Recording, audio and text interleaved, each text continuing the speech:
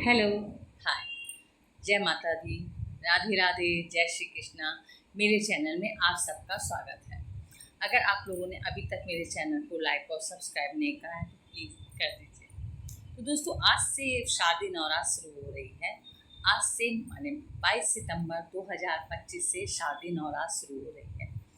इस बार एक तिथि बढ़ के पड़ रही है, तो नवरात्र 9 दिन की ना होकर के 10 दिन की हो रही है। माता रानी सोमवार को आ रही हैं, तो देवी पुराण के अनुसार माता रानी हाथी पर सवार होकर आ रही हैं। हाथी पर सवार होकर माता रानी आ रही हैं तो ये एक शुभ संकेत है, क्योंकि जब माँ गज पे सवार होकर आती हैं तो बहुत खुशहाली और सुख समृद्धि लेकर आती हैं। तो चलिए अब हम आपको बताते हैं नवरात्र की पूजा की विधि, क्या करें क्या ना करें, कैसे पूजा करें, घट स्थापना का मुहूर्त क्या है, माता को क्या भोग लगा। शारदीय नवरात्र की शुरुआत 22 सितंबर से होगी। 22 सितंबर से 1 अक्टूबर तक नवरात्र की धूम रहेगी। 2 अक्टूबर को विजयदशमी यानी कि दशहरा है। हिंदू धर्म में शारदीय नवरात्र का विशेष महत्व होता है। माँ दुर्गा के प्रथम स्वरूप शैलपुत्री देवी का पूजन होता है। कलश स्थापना की जाएगी। ज्योतिषों की दृष्टि से देखा जाए तो नवरात्र के दिनों में वृद्धि को शुभ माना जाता है। इससे पहले 2016 में शारदीय नवरात्र 10 दिनों का पड़ा था। माँ आदिशक्ति की आराधना, शक्ति की साधना, आध्यात्मिक ऊर्जा के संचयन का महापर्व शारदीय नवरात्र इस बार 10 दिनों का होगा। श्रद्धालुओं को माँ की उपासना का अवसर 9 दिनों के बजाय 10 दिन तक मिलेगा।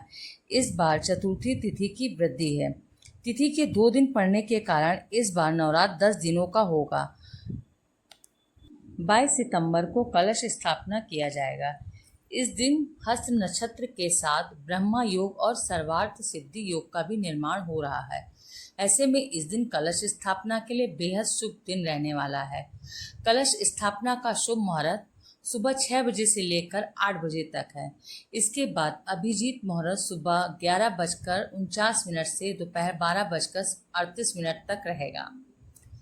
अश्विन माह के शुक्ल पक्ष की अष्टमी तिथि 29 सितंबर शाम 4:31 से लगेगी।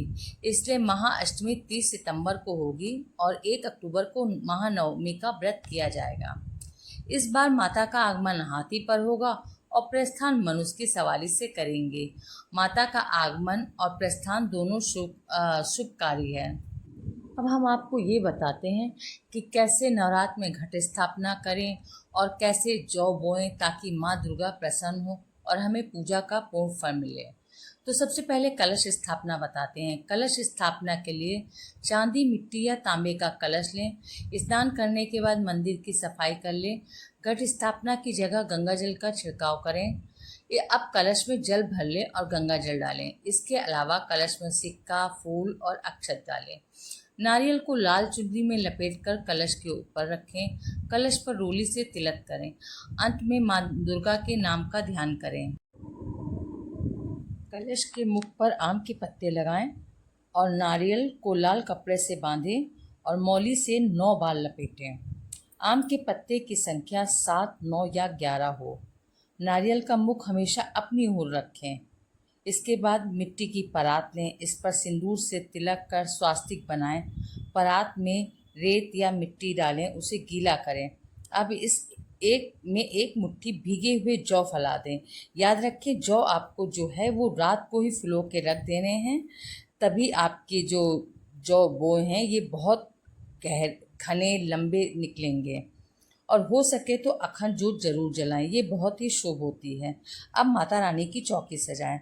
माता रानी की चौकी सजाते समय चौकी पर लाल कपड़ा बिछाएं, उस पर माता रानी को आसन दें, उन्हें बैठाएं।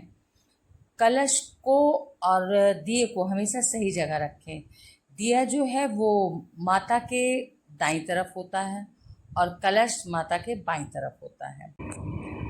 आई होप आप लोगों को मेरा वीडियो पसंद आया होगा।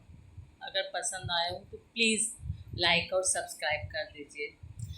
माता रानी आपकी सारी मनोकामनाएं पूर्ण करें। जय माता।